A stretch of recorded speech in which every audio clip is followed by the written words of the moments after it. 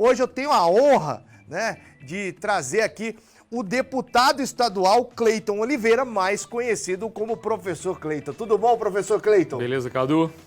Como é que tá a força? Prazer estar aqui. Tudo bem, graças a Deus. Saiu de BH para dar um pulo aqui para a base? Importante a gente estar na base, conversando com as pessoas. Eu tenho um escritório regional aqui em Varginha e sempre a gente está aqui. Tem muita gente que não consegue ir a Belo Horizonte, eu atendo aqui, vem de cidades da região. Quando eu não estou na própria cidade, é aqui que a gente recebe as pessoas. A nossa área de cobertura pega a Zona da Mata e Norte de Minas, mas o seu atendimento é mais focado aqui no Sul e Sudoeste? Eu tenho algumas cidades que eu trabalho na Zona da Mata, tenho algumas cidades também do Norte de Minas. São cidades pontuais, cidades menores, né, até para que a gente possa atender melhor a demanda aqui do Sul. Mas eu costumo dizer que uma vez deputado pela Assembleia de Minas, deputado de todos os mineiros. Então, minha reverência, meu abraço a toda a Zona da Mata e a todo o norte de Minas Gerais. E o seu foco como professor tem sido, né? Esse é o segundo mandato seu agora, Segundo né? mandato, isso. Você foi reeleito. Tem sido a educação mineira? Não só a educação, a gente tem alguns focos, além da questão da educação, essa questão da crise fiscal pela qual passa o Estado. Acho que a gente precisa ajudar o governo e ajudar o Estado a resolver isso que esgarça as contas públicas e, ao mesmo tempo, impede que você tenha recursos no Estado que resolva tantos problemas que quem está nos assistindo agora sabe que eles existem. Por exemplo, deve chegar toda hora aqui na Rede Mais reclamações em relação à questão das nossas estradas. Fruto dessa alta pluviosidade, né, alto índice de chuva que nós tivemos no final do ano passado e no início desse ano. Eu sou um defensor do serviço público de qualidade, do servidor público, da saúde pública, em várias bandeiras aí, da cultura, agora como presidente da Comissão de Cultura na Assembleia de Minas. Eu queria falar um pouquinho mais sobre a questão do fisco mesmo, da situação que a gente está vivendo economicamente no nosso estado. Você veio com uma proposta interessante, que é a federalização da CEMIG e da CODEMIG. Que isso daí está entrando em debate lá na Assembleia. Como é que está, que pé e o que exatamente seria essa federalização da CEMIG e da CODEMIG? Eu quero te agradecer pela pergunta e pelo tema, porque esse tema tem pautado não só a Assembleia, mas é pauta também de discussões em Brasília. A CEMIG, todo mundo conhece, nós estamos falando da maior empresa de energia elétrica do país. Acho que poucos municípios que estão nos assistindo agora não têm a CEMIG. Na Zona da Mata a gente tem alguns municípios que têm uma empresa privada, mas nós estamos falando de uma empresa que está presente em 744 municípios dos 853. E que tem alguns problemas hoje pontuais, principalmente problemas na questão de investimento, mas ela tem um valor de mercado um tanto quanto importante e considerável. A CODEMIG, que é uma empresa menos conhecida, que é uma companhia de desenvolvimento, Cadu, se me permite, para que o mineiro conheça a CODEMIG. Isso, eu ia até perguntar, o que exatamente é a CODEMIG? Para quem não sabe. A CODEMIG é sigla de Companhia de Desenvolvimento do Estado de Minas Gerais. Ela foi criada exatamente para que o poder público ele tivesse o gerenciamento de algumas riquezas que o nosso estado tem. Só que ela foi além. Então, por exemplo, todo mundo já ouviu falar do tal do nióbio. Sim. E todo mundo já ouviu falar que a maior mina de nióbio se encontra no estado de Minas Gerais, especificamente ali em Araxá, onde você tem uma parceria público-privada. Essa mina de nióbio, ela faz com que nós tenhamos aí uma arrecadação em torno de 1 bi por mês, e ela vai produzir nióbio para os próximos 500 anos. A Companhia de Desenvolvimento de Minas Gerais produziu, junto com a Universidade Federal de Minas, um projeto que é o projeto mais inovador do mundo na transformação de outra riqueza, que poucos mineiros sabem que existe, que é o grafite.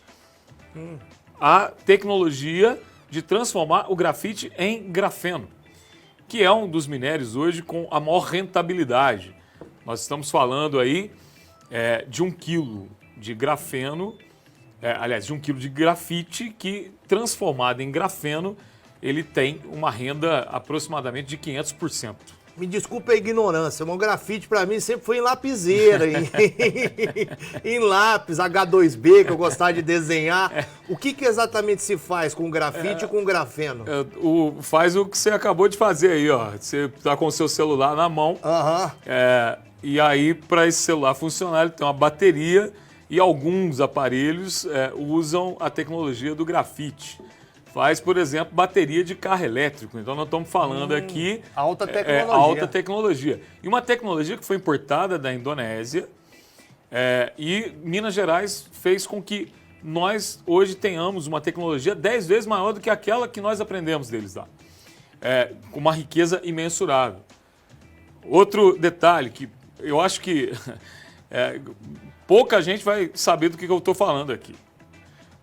Acho que boa parte dos mineiros não sabem que o maior núcleo de produção de games do mundo se encontra em Minas Gerais, na Codemig. Não é possível isso. É possível, Cadu. Então baixa o preço pra nós lá, que tá feia a coisa.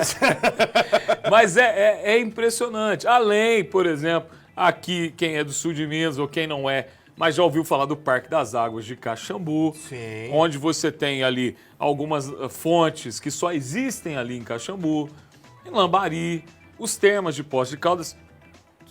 Eu estou resumindo, tá? É muita coisa na Codemig. Qual que é a minha proposta? O governo Zema, ele já anunciou que quer vender essas companhias para iniciativa privada. Sim. Qual seria o valor de mercado hoje da CEMIG, por exemplo? Tem ideia? Não tenho a menor ideia. 25 bilhões. Eita. 25 bilhões. Qual seria o valor de mercado de venda da Codemig? 60 bilhões. O que é muito pouco, perto do que ela deveria valer. Então vamos lá. 25 com 60 dá 85 bilhões. Isso a iniciativa privada pagaria. A proposta que eu fiz é que as duas companhias, a de energia e a de minério, vamos só ficar no minério aqui, sejam entregues ao atual governo federal. Para que essas riquezas minerais continuem com o Estado, porque o que está acontecendo no mundo é o contrário do que querem fazer em Minas. O mundo está reestatizando as suas riquezas minerais. Exemplo, Sim. Portugal essa semana reestatizou a água. A conta de água baixou na casa do português 60% para todo mundo. Aí tá louco. O Tarcísio de Freitas, lá do estado de São Paulo, tá entrando com um processo para a privatização da Sabesp, inclusive essa semana aí, né? Ele tá fazendo o contrário, tá na contramão da história, né? Tá indo para outro lado. Qual que é a minha proposta? A minha proposta não seria a venda dessas companhias para iniciativa privada, mas seria a federalização, ou seja, que a União, que o governo atual, o governo eleito do presidente Lula, assumisse essas duas companhias, concedendo ao Estado de Minas Gerais o perdão da sua dívida, de 147 bilhões.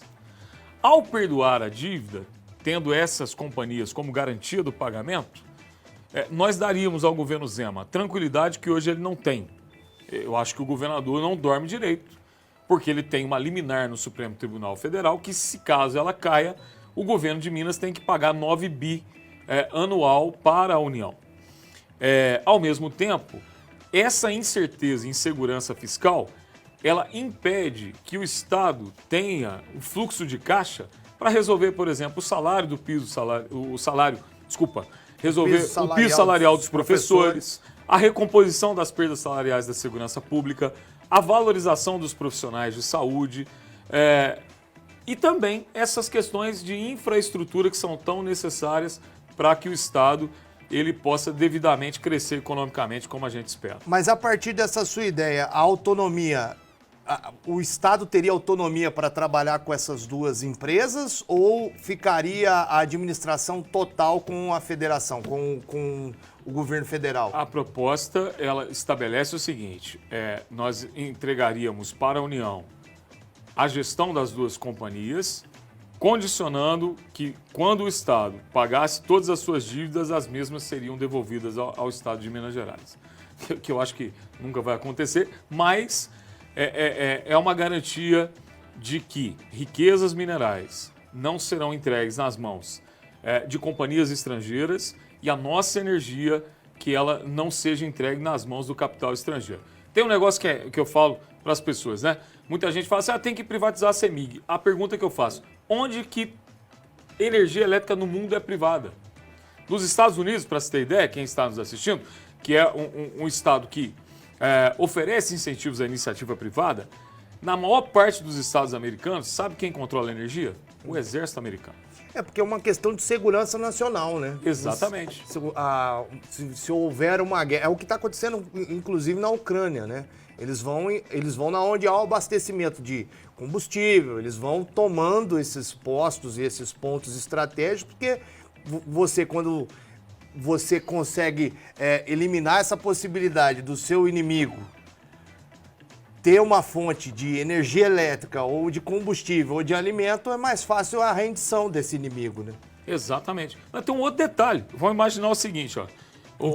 Tô falando em tempos de guerra, né? O que é difícil, o Brasil não entra em guerra desde o Paraguai, né? Mas a tua análise é perfeita, porque além de ser uma questão de segurança, de soberania nacional, tem uma questão econômica. Vamos imaginar que uma companhia chinesa compre a CEMIG, certo? Aí, de repente, o Cadu, com uma visão empreendedora, abre uma indústria de determinado produto e esse determinado produto ganha o mercado internacional e começa a concorrer com uma companhia chinesa e atrapalhar os planos dela de crescimento.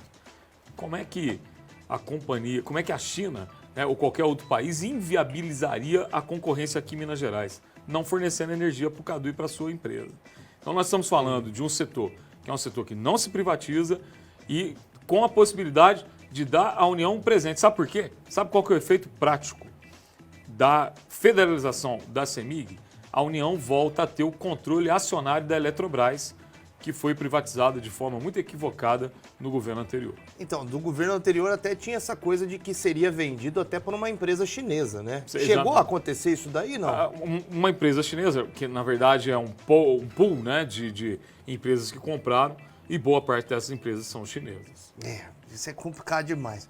Vamos mudar um pouco de assunto. Eu acho interessante quando tiver mais adiantado essa questão aí dessa federalização, pode trazer pra gente, sempre vamos querer receber você aqui. Brasília está pegando fogo, é só para que você entenda, porque já estão preparando um projeto de lei, como o meu projeto, os dois projetos na verdade, eles são autorizativos, estão preparando um projeto de lei no Congresso Nacional, autorizando a União também a negociar da mesma forma com os estados. Você teve recentemente lá em Brasília, né? Você foi para conversar sobre isso? Essa semana agora. Esse foi um dos assuntos. Mas a gente foi falar também de questões aqui também estruturais aqui no estado, a questão da saúde, da agricultura. Estivemos com o ministro do Desenvolvimento Agrário, que é um ministério que está muito ligado a uma característica que é nossa, do mineiro, onde predomina em algumas regiões o agronegócio, mas se a gente falar, por exemplo, de sul de Minas, de norte de Minas e de zona da mata, onde a Rede Mais pega e as pessoas estão nos assistindo, vamos para falar de agricultura familiar. Isso é importante. E do fortalecimento da agricultura familiar, da volta de alguns projetos, e um deles, inclusive, voltou essa semana, que é o Conselho Nacional de Segurança Alimentar, do fortalecimento, por exemplo, da agricultura familiar, garantindo que 100% da compra de merenda escolar nas escolas venham da agricultura familiar. Que é o PNI. Exatamente, né? O Plano Nacional de Alimentação. Nós estivemos no Ministério da Economia para falar do regime de recuperação fiscal, que é algo que nós não queremos que aconteça em Minas Gerais. Por isso, inclusive, os dois PLs anteriores seriam uma alternativa e fomos para dialogar com o governo federal. Até porque, Cadu, o dinheiro está lá em Brasília. Sim. É lá que a gente vai conseguir o recurso para que o hospital tenha os equipamentos necessários para atender a população, que as nossas universidades elas possam se viabilizar, ampliar a questão dos cursos. Eu, por exemplo, fui falar da possibilidade de trazer um curso de medicina aqui para a Universidade Federal de Alfenas, no campus de Varginha. Legal. Então, nós estamos aí nessa articulação para fazer com que o nosso povo, sobretudo aquele que é mais carente de políticas públicas, ele possa ser atingido. Não, principalmente na área voltando para a seara tua, que é a educação, a gente teve nos últimos anos uma falta de investimento maciço, questão das nossas faculdades federais. A gente tem a UFLA, a gente tem a Unifenas, a gente tem grandes universidades federais que estavam sem receber um valor que seria interessante para pesquisa. Né? Até pouco tempo atrás, eu não tenho o dado correto, mas estava minguando essa questão da verba enviada pelo governo federal para essas faculdades, né? Reduziu demais, né? Você acha que agora, com esse novo governo, há a possibilidade de ter um fortalecimento da educação em nível federal, nas nossas universidades, UFLA e a outra que eu falei aqui, para que a gente tenha mais pesquisas? Porque eu acho que um Brasil sem ciência, um Brasil sem investimento maciço principalmente nesse ramo da educação, não vai para frente. Lógico que a gente tem que ter a base fortalecida, mas também sem ciência, sem tecnologia, a gente não consegue ir para frente. Meu ponto de vista, lógico. Não, você está correto. É bom lembrar, nós estamos falando de um estado que possui a maior quantidade de universidades federais do país, são 12. Tem Viçosa, tem um monte de coisa. Na região aqui, nós estamos nos comunicando, nós temos só a Universidade Federal de Alfenas, a Universidade Federal de Lavras, a Universidade Federal do Vale do Jequitinhonha e do Mucuri. Eu não sei se o programa está pegando em Juiz de Fora. Tá, Juiz de Fora, da mata, a zona da mata toda, inteira. Né? Então, Juiz de Fora, Federal de Juiz de Fora.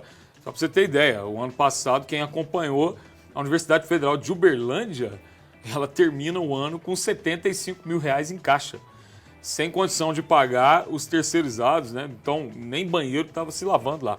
Só que aí tem um impacto direto naquilo que você falou, que eu acho que é imprescindível para qualquer nação que quer se desenvolver, que é a questão da pesquisa. E começaram, Cadu, a cortar investimentos em pesquisa, no que eu vou fazer uma analogia. Nós chegamos aqui, estava tendo um programa de esporte, né? É o ataque. O ataque, uma analogia ao futebol, estava cortando pesquisa na categoria de base. Pesquisador que recebeu uma bolsa de R$120, 420 no máximo. 612 pessoas foram impactadas aqui no sul de Minas, inclusive as universidades privadas, que também possuem ali incentivos com a pesquisa. Só para você ter ideia, nós estávamos próximos de perder uma pesquisa que seria fundamental e está sendo fundamental. Quase que nós perdemos todo o processo de pesquisa com a vacina contra a dengue. Nossa. E quem assistiu ontem os noticiários, aqui a Rede Mais, sem dúvida nenhuma, foi uma das que noticiou isso. Já vamos ter a vacina contra a dengue em 2 doses no intervalo de 3 meses. Mas quase, por falta de recurso, a gente perde uma tecnologia inovadora como essa. É isso que a gente fala. Quando eu falo questão de tecnologia, é exatamente isso. É a gente trazer o quê? O pessoal que é da academia, ou seja, das universidades e faculdades, eles não estão lá de brincadeira. Eles estão estudando, eles estão desenvolvendo tecnologia. E é por isso que é tão importante o investimento para essas pessoas, que elas não precisem sair de uma tese de doutorado, de PhD ou qualquer coisa, para fazer Uber.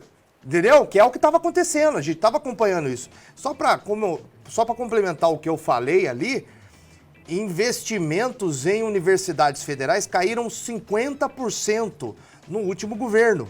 3 dias após a divulgação das eleições e tal. É isso aí, a matéria, se vocês quiserem ver, é do dia 24/10 do Tecmundo. E eu não estou diminuindo o Uber aqui de forma alguma, eu estou falando que um cara que tem a cabeça para fazer uma tese, um doutorado, um PhD, ele parar a pesquisa que ele estava fazendo para ir fazer um outro tipo, eu só dei o exemplo de Uber, para fazer um outro tipo de serviço, vai comprometer a pesquisa dele. Então, assim, 50% é muita coisa, não é? Pode ficar tranquilo, acho que todo mundo entendeu. Eu peguei um Uber em Belo Horizonte um dia e conversa vai, conversa vem. Ele é um doutor em engenharia química pela UFMG. E com uma tese de doutorado inovadora, mas ele não estava encontrando como adentrar no mercado de trabalho exatamente porque estava faltando recursos, investimentos públicos para que aquela pesquisa dele se viabilizasse. Então, não é a diminuição do Uber ou de qualquer profissional aí, de aplicativo, mas exatamente esse cidadão tinha que estar fazendo pesquisa. Tinha que estar fazendo a pesquisa. Pessoal, é o seguinte, você vai mandando a sua pergunta aqui também pro Cleitinho, viu? Fiquem à disposição, ele até falou, eu até falei assim, e se eles vierem com umas perguntinhas capciosas, tem problema? Ele falou, não, pode mandar. Tem aqui a participação, deixa eu ver aqui, da Regi. A Regi tá mandando, olha, aqui é a Regina de Montes Claros, tudo bom? Bom final de semana pra você. Sinto falta do seu programa aos finais de semana. Grande abraço. Regina, por mais que eu queira, pai não aguenta, filho. Tá doido? A correria que é aqui, mas obrigado pelo carinho, pela mensagem. Estamos aqui com o Souza, de Juiz de Fora. Pergunta pro deputado se ele sabe sobre o caso do Hospital João Penido em Juiz de Fora. Sabe desse caso aí? Sei, como é que é o nome dele? É o Souza. Ô, Souza, obrigado. Primeiro, a Regina. Ô, Regina, o homem estava comemorando aqui a chegada da sexta-feira. Então, já demonstrando que final de semana é de descanso, né, Cadu? É de paz. Souza, eu conheço a situação do João Penido, é uma situação que eu acompanho. Se você acompanhar o nosso mandato, você vai ver que essa é uma das lutas que é contrária à entrega dos nossos hospitais, da rede FEMIG para as organizações sociais. O que está rolando lá? Está rolando é o seguinte, não só o João Penido, mas o Antônio Dias em Patos de Minas, e o Souza sabe bem disso, quem está lá em Juiz de Fora nos assistindo, esses dois hospitais especificamente, eles estão sendo utilizados como uma forma do governo estadual testar a presença de organizações sociais na saúde. Isso é uma tragédia, uma tragédia. Outra riqueza, é outro caso que eu acho que a grande parte dos mineiros não conhece. A imensidão da rede FEMIG, que é a Fundação Hospitalar do Estado de Minas Gerais. Aqui do nosso lado, em Três Corações, tem a antiga colônia Santa Fé, que é o maior centro de referência de pesquisa e de tratamento de feridas na América Latina. Nós temos aí em Belo Horizonte o João 23, que é o maior centro de tratamento com pessoas queimadas da América Latina. O João Penido é uma referência para Juiz de Fora de atendimento, de serviço público na saúde de qualidade, assim como o Antônio Dias, o Hospital Regional de Patos de Minas. O que o governo do estado quer fazer? Transferir a rede FEMIG para as organizações sociais.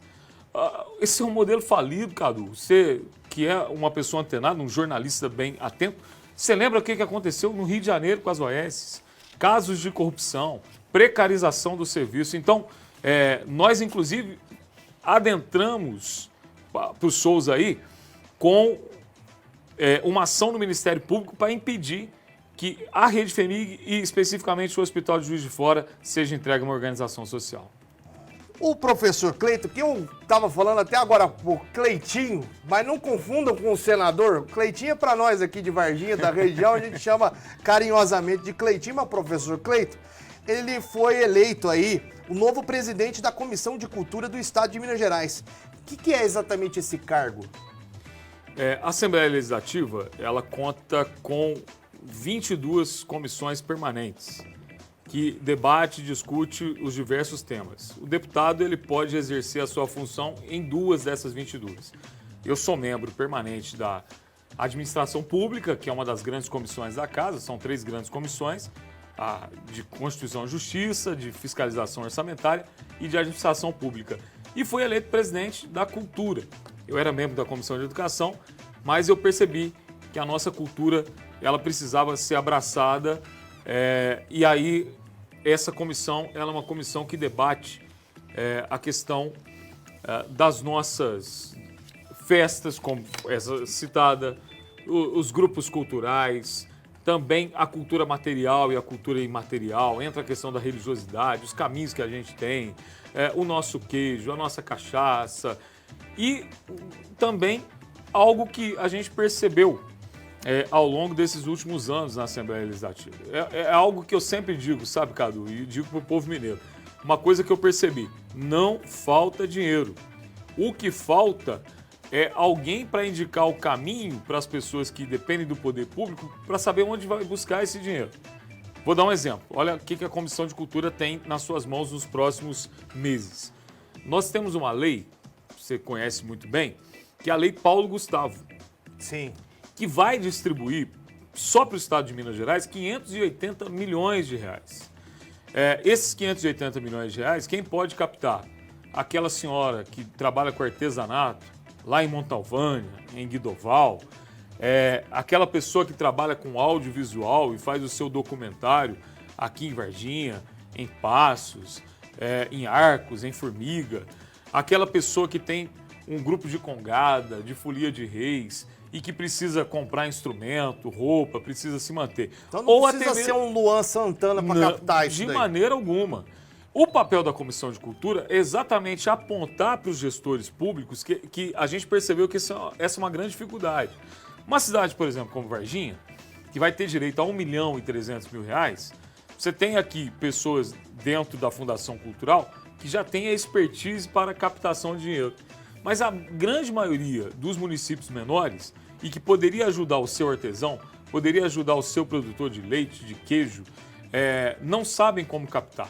Então, o papel da Comissão de Cultura é exatamente esse. E quando você fala de uma exposição, como foi falado aqui de Montes Claros, existem recursos públicos para isso também. E a Comissão de Cultura, ela é um espaço para que as pessoas possam acessar dentro da Assembleia para saber, professor Cleito e os demais membros da comissão, onde a festa agropecuária, que foi mencionada aí, e que ajuda tantas famílias que vão lá com as suas barracas, que vão lá vender produtos da região, tipos de Montes Claros, a melhor carne de sol, inclusive de Minas Gerais. É boa mesmo? Eu ouvi falar que é uma delícia. Tem uma melhor, depois de Montes Claros ali,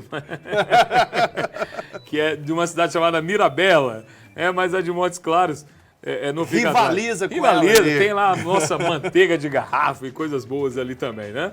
Além dos pratos típicos de piqui. Mas tudo faz parte da nossa cultura material. E tudo você encontra investimento público. Então, a Comissão de Cultura, ela existe para isso, para potencializar um setor que eu sempre digo que poderia ser a salvação econômica do estado de Minas Gerais. Vídeo que está acontecendo na Coreia. E que foi abandonado nesses últimos 4 Não. anos, diga-se de passagem, Não só abandonado, mas criminalizado. Criminalizado. Recebeu Lei Rouanet. A Lei Rouanet foi tão criticada, mas poucas pessoas sabem que vários artistas, vários músicos, vários grupos teatrais e por aí vai, sobrevivem de uma lei de incentivo que vem de isenção fiscal, que é a Lei Rouanet. Nos Estados Unidos mesmo, você pega Hollywood. Hollywood não se faz só os filmes que a gente assiste aí na televisão e também nos serviços de streaming, não se faz só com investimento privado. Tem investimento público também das cidades onde recebem esses grandes blockbusters, né, que são os grandes filmes. Tem investimento público dentro também de Hollywood. Não se engane se você acha que tudo que acontece nos Estados Unidos é tudo da iniciativa privada, não. Eu acho que a grande maioria aqui tem acesso à Netflix. Uhum. E na Netflix, quantos filmes e séries coreanas que a gente tem encontrado? Inclusive, um filme coreano recentemente ganhou o Oscar, o Parasita. Ali é fruto de investimento exclusivamente público, Cadu. Foram 7,9 bilhões investidos pelo governo da Coreia. Sabe quanto que o governo da Coreia arrecadou? 54 bi. Aí, ó. É investimento. A gente nunca faz gasto, né? Eu tenho algumas ressalvas com questão da Lei Rouanet. Eu acho que a distribuição deveria ser de maneira mais equilibrada do que deixar somente a grande parcela ou o grande pedaço do bolo com esses grandes players, né? Que são os grandes músicos, né? Os atores, vamos dizer, os globais, que sempre recebem esse dinheiro, mas que mais gente da nossa terra, igual você está falando, dos pequenos eventos, do pessoal da congada, sabe? Esses daí deveriam receber mais. Né? É porque, infelizmente, a gente tem uma visão, às vezes, de alguns administradores de empresas privadas, que é mais interessante para ele investir num grande nome, porque para ele vai rentabilizar não só a questão da redução da carga tributária, mas também a exposição da mídia que ele vai receber com um Luan Santana da vida. O que me entristece um pouco, porque a gente deveria investir no pequenininho ali. Eu concordo plenamente. O grande problema também é que o pequenininho, ele não sabe como acessar. Agora, esses grandes players, usando até a sua expressão, tem toda uma consultoria contratada, tem um aporte jurídico ali que os auxilia. Né? Quanto tempo que a gente tem? Estamos em 1 minuto. Quero agradecer demais, meu irmão, mais uma vez. Obrigado, cara. Ter podido contar aí com o seu brilhantismo, porque eu virei seu fã esses dias. Não estou fazendo campanha política, não. É que a gente sabe muito bem aí do seu trabalho que você vem fazendo na nossa região. Espero que você tenha sucesso, porque a gente tem que torcer para que as coisas dê certo. deem certo. E como você é da nossa região, a gente obviamente tem que torcer para que você faça o melhor por nós lá. Deixa a tua rede social aí para quem quiser te seguir. A rede social, tem que fazer Pera aí que a cola tá aqui. uma cola aqui. Pera aí que nós vamos descobrir agora. Aqui, ó, esse daqui, ó. É @Dep Professor Cleito. Esse é o nosso Instagram, @Dep Professor Cleito. Mas se você quiser, nós temos um canal no YouTube, é só digitar Professor Cleito. Tem outro Professor Cleito lá que é cantor de funk, mas o primeiro Professor Cleito que vai Esse aparecer tá lá aparecendo debaixo aí do nome. sou eu. E no Facebook também, Professor Cleito lá.